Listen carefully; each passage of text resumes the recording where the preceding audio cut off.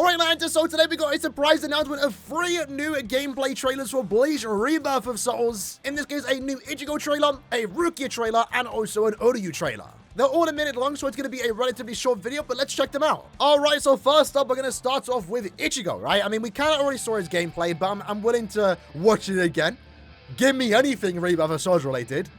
And one thing, I got to say, we're not going to pause it, we might rewind it, right? Presentation is off the charts. A very powerful and resource. Okay, I didn't get through it. So maybe I should pause it. All right, let's see it. Ichigo as Renji. Please tell me Renji is the punching bag for this entire trailer. Right, special flash attacks. A move that attack. We're gonna have to pause it. We're gonna have to pause it.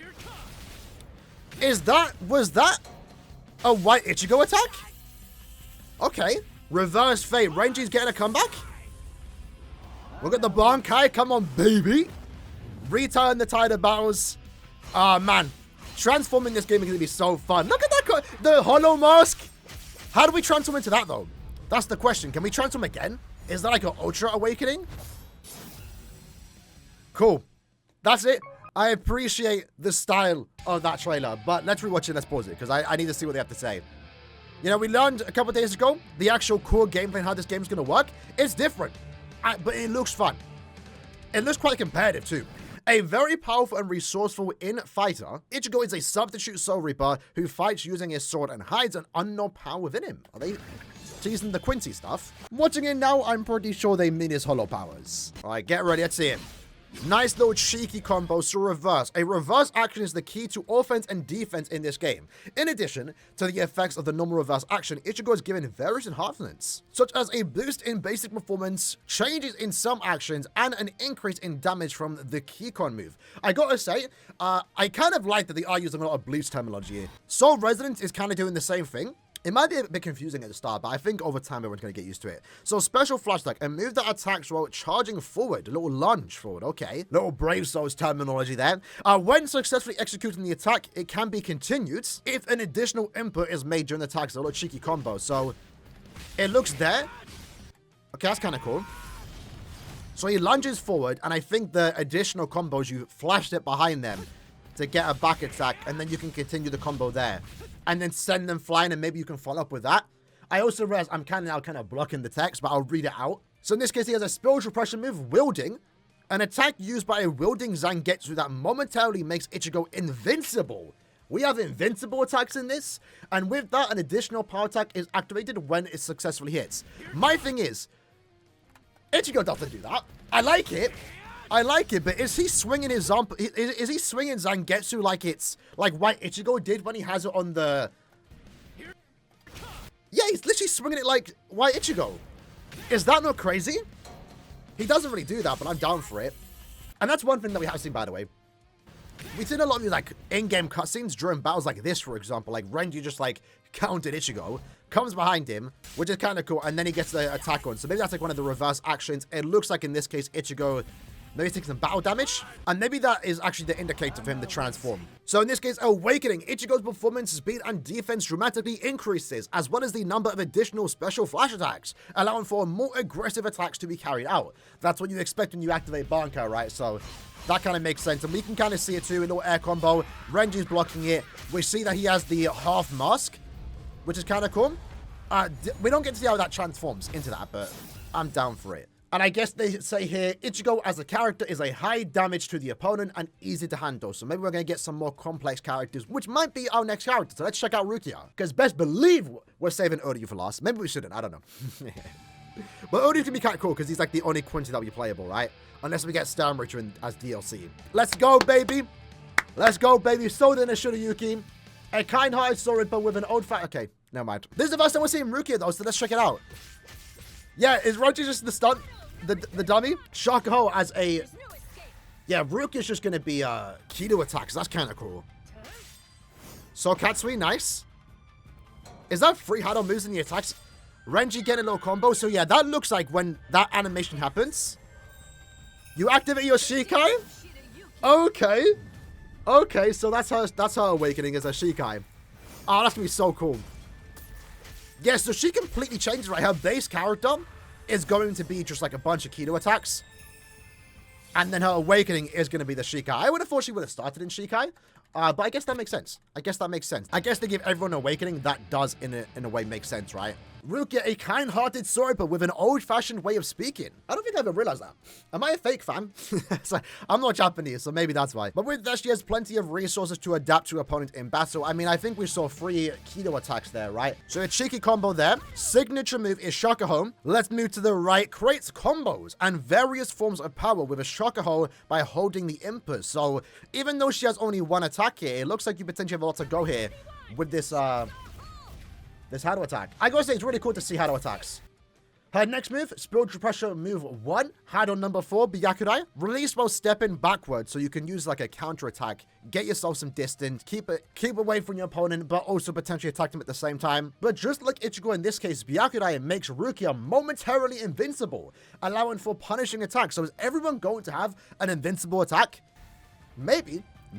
Spiritual Pressure 2, Hado 33, Soul Katsui, a follow attack that can be used after Rukia lunges and slashes successfully.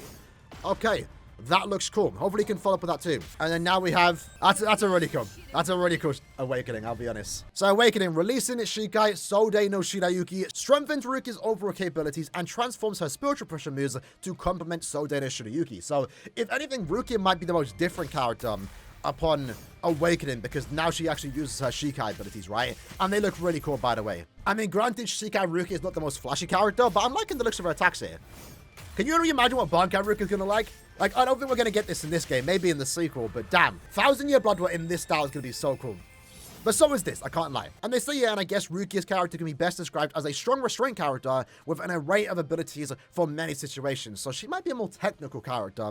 When made for a beginner, she's not going to be the most friendly character, but if you master her moves, then she becomes maybe one of the best characters in the game. But essentially, I'm not too sure. We'll have to see how it does play out, but let's check out now Uryu's gameplay. So this is going to be our first look at Quincy in Rebirth of Souls.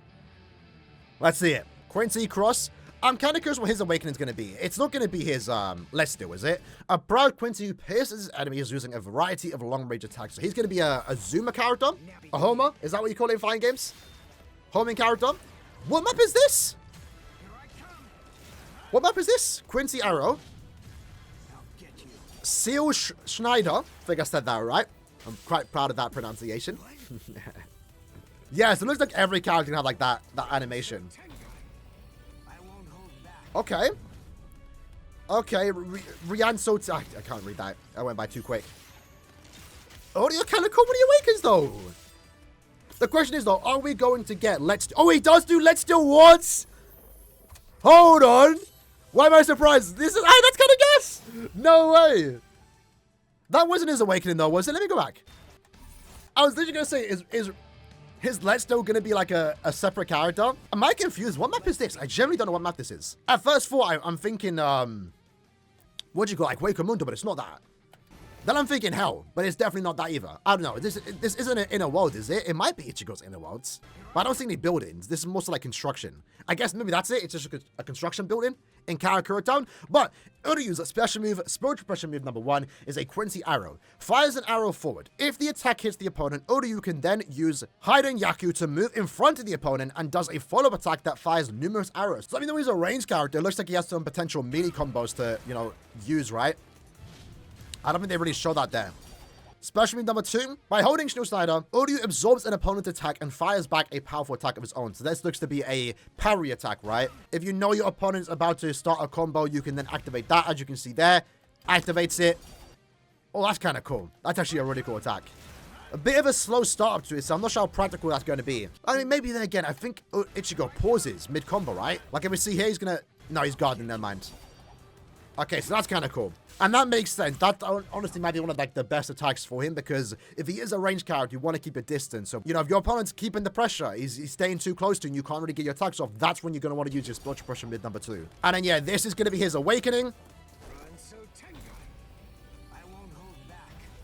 Uryu's kind of looking good, guys. So by activating Ranso Tengai, Uryu enhances his damage output and the amount of spiritual pressure he can acquire. So maybe that's something they don't touch on, but yeah, he's a Quincy, right? Is the way he charges his spiritual pressure going to be different? Maybe you just get a natural income of spiritual power. That'd be kind of cool. And at that point, he becomes more of a spammer with his attacks.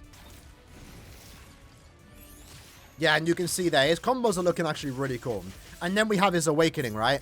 Or not awakening, the Quincy Letzt Stil. If this is probably his ultimate. While editing the video, I will say that I've noticed now that when Uryu does activate Letzt Stil, it says reawakening. So now there appears to be potentially a second way to evolve. Awaken more so would be the correct terminology. Maybe this attack in particular is something that you can only do when you have one Kompaku left. I'm not really too sure. Maybe this is also going to be very similar to how Ichigo can activate his Hollow Mask. There's no reawakening texture in Ichigo's gameplay, but that's definitely something that I don't think they've touched upon in the previous gameplay trailers. But Uryu does seem to have 2 awakening moves, with his Let's Do It in particular being called a reawakening. Something just to keep in mind. It looks so cool. Yes, I can't believe they actually did. I didn't expect it, right? But that's cool. I think that's his ultimate attack. And then Uryu Ishida, best described, strong with range attacks that can be formed unilaterally to keep opponents at bay. Uryu looks cool. I didn't expect Uryu to be the coolest of the 3 characters they did show it. I think I'm probably going to main Ichigo right from the get-go because it's Ichigo, right? But yeah, that was honestly really cool checking out the 3 new character gameplays. Again, I'm a big fan of how this game is turning out, and if this is how they're going to show all the new characters, I'm kind of down for it. The presentation is actually really cool. You know, Bleach as a whole naturally comes with style, and it seems like Rebirth of Souls is really trying to match that Bleach vibe. The characters attack themselves look impressive, and honestly, I'm super excited for all 3 characters, and also the future characters. I'm sure the next set of gameplays that we are going to react to on the channel when they do get posted will be Chad, Orihime, maybe if they are playable, I assume they are.